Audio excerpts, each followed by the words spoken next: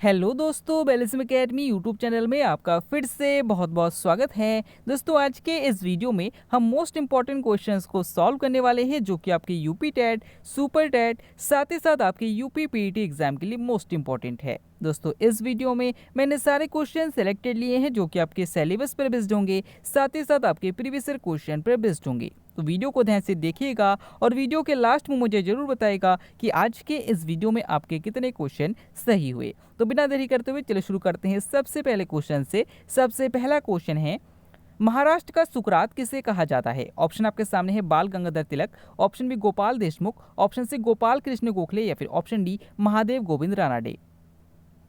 इसका सही आंसर हो जाएगा ऑप्शन डी महादेव गोविंद रानाडे। दोस्तों, याद रखिएगा कि महाराष्ट्र का सुकरात महादेव गोविंद रानाडे को कहा जाता है। अगर आपसे पूछा जाता है कि महात्मा गांधी के राजनीतिक गुरु कौन थे, तो याद रखिएगा गोपाल कृष्ण गोखले थे। और अगर आपसे पूछा जाता है कि गोपाल कृष्ण गोखले के राजनीतिक गुरु कौन थे, तो याद रखिएगा महादेव गोविंद रानाडे थे। अगर आपसे पूछा जाता है कि महाराष्ट्र में गणपति उत्सव और शिवाजी उत्सव प्रारंभ करने का श्रेय किसको जाता है, तो याद रखिएगा बाल गंगाधर तिलक को जाता है। अगला अगला क्वेश्चन है, भारत के संविधान के शिल्पकार किसे कहा जाता है? ऑप्शन आपके सामने C V Raman, option B doctor Bhimrao Ambedkar, option C Jawaharlal Nehru या फिर ऑप्शन डी डॉक्टर राजेंद्र प्रसाद।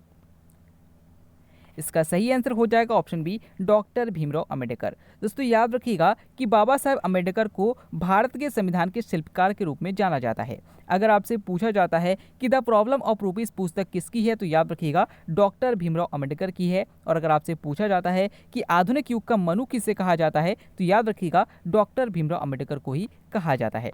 अगला क्वेश्चन, विश्व का कौन सा महासागर अंग्रेजी की 5 की तरह दिखती है? ऑप्शन आपके सामने हिंद महासागर, ऑप्शन बी प्रशांत महासागर, ऑप्शन सी अटलांटिक महासागर या फिर ऑप्शन डी आर्कटिक महासागर। इसका सही आंसर हो जाएगा ऑप्शन सी अटलांटिक महासागर। दोस्तों, यहाँ पर आपसे दो तरीके से क्वेश्चन पूछा जा सकता है। पहले तरीके से आपसे क्वेश्चन पूछा जा सकता है कि विश्व का कौन सा महासागर अंग्रेजी की 5 की तरह दिखाई देता है, और दूसरा क्वेश्चन आपसे ये पूछा जा सकता है कि विश्व का कौन सा महासागर अंग्रेजी के एस आकार की तरह दिखाई देता है। तो याद रखिएगा कि अटलांटिक महासागर जो है वो एस आकार का दिखाई देता है। अगर आपसे पूछा जाता है कि अंध महासागर किसे कहा जाता है, तो याद रखिएगा अटलांटिक महासागर को कहा जाता है। अगर आपसे पूछा जाता है कि सबसे गहरा महासागर कौन सा है, तो याद रखिएगा प्रशांत महासागर है और यही सबसे बड़ा महासागर है। अगला क्वेश्चन, क्लोरोफिल के केंद्र में कौन सा तत्व पाया जाता है? ऑप्शन आपके सामने silicon, option B phosphorus, option C magnesium या फिर ऑप्शन डी कैल्शियम। इसका सही आंसर हो जाएगा ऑप्शन सी मैग्नीशियम। दोस्तों, याद रखिएगा कि जो क्लोरोफिल होता है इसी में प्रकाश संश्लेषण की क्रिया होती है और इसमें मैग्नीशियम पाया जाता है। तो याद रखिएगा मोस्ट इंपॉर्टेंट क्वेश्चन है। अगला क्वेश्चन, भारत में वन महोत्सव कब से प्रारंभ हुआ? ऑप्शन आपके सामने 1948, ऑप्शन बी 1950, ऑप्शन सी 1952 या फिर ऑप्शन डी 1954। इसका सही आंसर हो जाएगा ऑप्शन सी 1952। दोस्तों, याद रखिएगा कि भारत में वन महोत्सव 1952 से प्रारंभ किया गया। अगर आपसे पूछा जाता है कि वन महोत्सव कब मनाया जाता है, तो याद रखिएगा कि 1 से 7 जुलाई को मनाया जाता है। और अगर आपसे पूछा जाता है कि वन महोत्सव शुरू करने का श्रेय किसको जाता है, तो याद रखिएगा के एम मुंशी को जाता है। अगर आपसे पूछा जाता है कि वन्य जीव संरक्षण अधिनियम कब आया था, तो याद रखिएगा 1972 में आया था। और अगर आपसे पूछा जाता है कि वन संरक्षण अधिनियम कब आया था, तो याद रखिएगा 1980 में आया था। अगला क्वेश्चन, नेक्स्ट क्वेश्चन है, गंगा का उल्लेख किस वेद में मात्र एक बार किया गया है? ऑप्शन आपके सामने है Rigveda, option B Yajurveda, option C Samaveda या फिर ऑप्शन डी अथर्ववेद। इसका सही आंसर हो जाएगा ऑप्शन ए ऋग्वेद। दोस्तों, याद रखिएगा कि गंगा का उल्लेख सिर्फ एकमात्र वेद में है जो कि ऋग्वेद में है और उसमें सिर्फ एक बार इसका वर्णन है।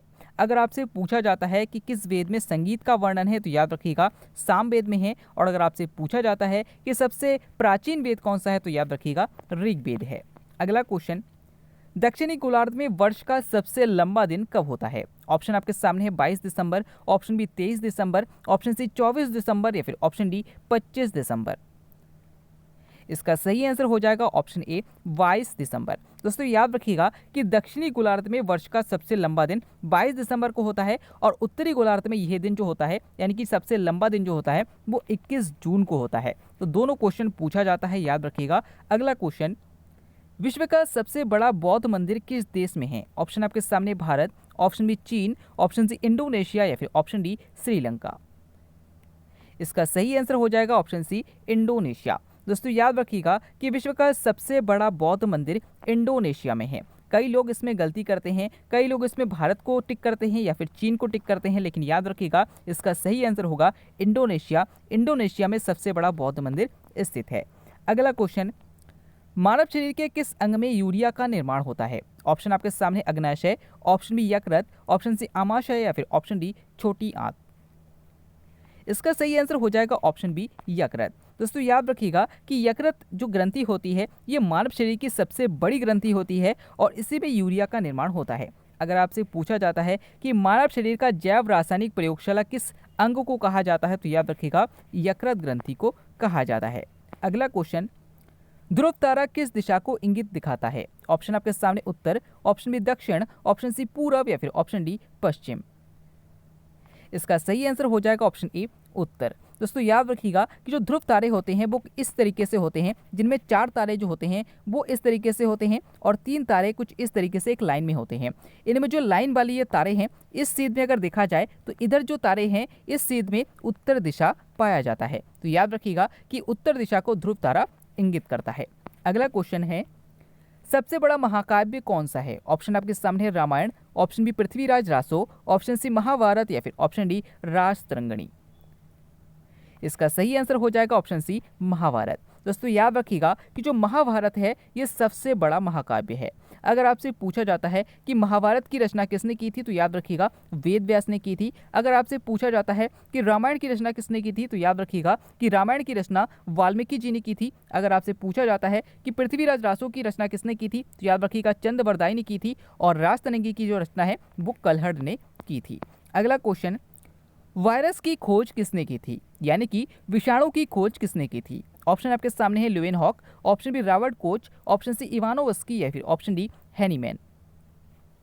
इसका सही आंसर हो जाएगा ऑप्शन सी इवानोवस्की। दोस्तों याद रखिएगा कि वायरस यानी कि विषाणु की खोज इवानोवस्की ने की थी और जो बैक्टीरिया है यानी कि जो जीवाणु है उसकी खोज एंटोनी वान ल्यूवेनहॉक ने की थी। तो ये दोनों क्वेश्चन पूछे जाते हैं, याद रखिएगा। अगला क्वेश्चन, विश्व शरणार्थी दिवस कब मनाया जाता है? ऑप्शन आपके सामने 5 जून, ऑप्शन बी 10 जून, ऑप्शन सी 15 जून या फिर ऑप्शन डी 20 जून।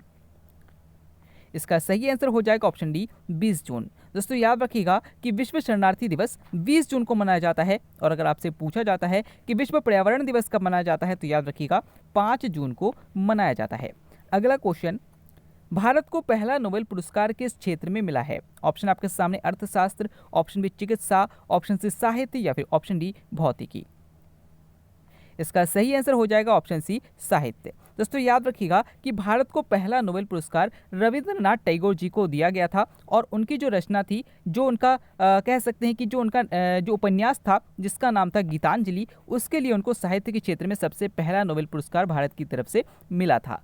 अगर आपसे पूछा जाता है कि ऑस्कर अवार्ड भारत की तरफ से सबसे पहली बार किसे मिला था, तो याद रखिएगा भानु अथैया को मिला था और इनका हाल ही में निधन हुआ है। तो ये क्वेश्चन भी आपसे पूछा जा सकता है। अगला क्वेश्चन, काली मिट्टी किस राज्य में सबसे अधिक पाई जाती है? ऑप्शन आपके सामने Gujarat, option B Andhra Pradesh, option C Maharashtra या फिर ऑप्शन डी पश्चिम बंगाल।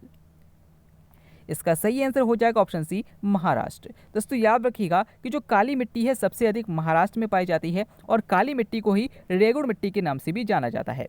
अगर आपसे पूछा जाता है कि किस मिट्टी में सिंचाई की आवश्यकता नहीं होती, तो याद रखिएगा कि काली मिट्टी में सिंचाई की आवश्यकता नहीं होती है। अगला क्वेश्चन, इटली की गंगा किस नदी को कहा जाता है? ऑप्शन आपके सामने पो नदी, ऑप्शन बी टेम्स नदी, ऑप्शन सी स्प्री नदी या फिर ऑप्शन डी सीन नदी। इसका सही आंसर हो जाएगा ऑप्शन ए पो नदी। दोस्तों याद रखिएगा कि इटली की गंगा पो नदी को कहा जाता है। अगला क्वेश्चन, देश का सबसे बड़ा राष्ट्रीय उद्यान हिमिस भारत के किस राज्य में स्थित है? ऑप्शन आपके सामने है Uttar Pradesh, option B Ladakh, option C Rajasthan या फिर ऑप्शन डी जम्मू कश्मीर। इसका सही आंसर हो जाएगा ऑप्शन बी लद्दाख। दोस्तों याद रखिएगा कि भारत का सबसे बड़ा राष्ट्रीय उद्यान जो है वो हेमिस हाई है जो कि लद्दाख में है। और अगर आपसे पूछा जाता है कि भारत का सबसे पहला राष्ट्रीय उद्यान कौन सा है, तो याद रखिएगा कि पहला राष्ट्रीय उद्यान जिम कॉर्बेट राष्ट्रीय उद्यान है जो कि उत्तराखंड में है। तो दोनों क्वेश्चन अलग अलग है, याद रखिएगा। अगला क्वेश्चन, चेत्रा भूमि किसकी समाधि स्थल है? ऑप्शन आपके सामने Jawaharlal Nehru, option B Indira Gandhi, option C Bhimrao Ambedkar या फिर option D doctor Rajendra Prasad. इसका सही आंसर हो जाएगा option C doctor Bhimrao Ambedkar. दोस्तों याद रखिएगा कि जो बाबा साहब अम्बेडकर है इनके समाधि स्थल को चेत्रा भूमि कहा जाता है। अगर आपसे पूछा जाता है कि शांति घाट किसके समाधि स्थल को कहा जाता है तो याद रखिएगा जवाहरलाल नेहरू के समाधि स्थल को कहा जाता है। अगला क्वेश्चन, एशिया का अजगर किसे कहा जाता है? ऑप्शन आपके सामने Bharat, option B Indonesia, option C चीन या फिर ऑप्शन डी श्रीलंका। इसका सही आंसर हो जाएगा ऑप्शन सी चीन। दोस्तों याद रखिएगा कि जो चीन है ये इसे एशिया का अजगर कहा जाता है और जनसंख्या की दृष्टि से सबसे बड़ा जो देश है वो चीन है।